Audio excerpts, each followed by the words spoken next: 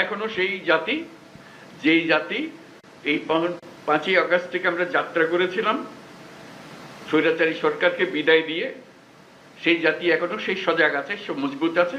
সে মজবুত জিনিসটা দুনিয়ার সামনে তুলে ধরা। তারা যেন মনে করছে যে এর মধ্যে ঠান্ডা হয়ে গেছে। ওটা ঠান্ডা আমরা হই নাই, আমরা সেই সতেজ।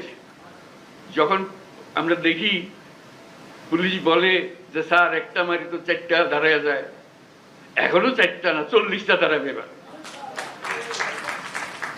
সে জাতি মরে নাই, দুর্বল হয় নাই, সবল আছে। আপনাদেরকে আজকে উপস্থিতিটা শুধু সেটা জানানোর জন্য, আমাদের সবার মনে সেটা জাগিয়ে দেওয়া।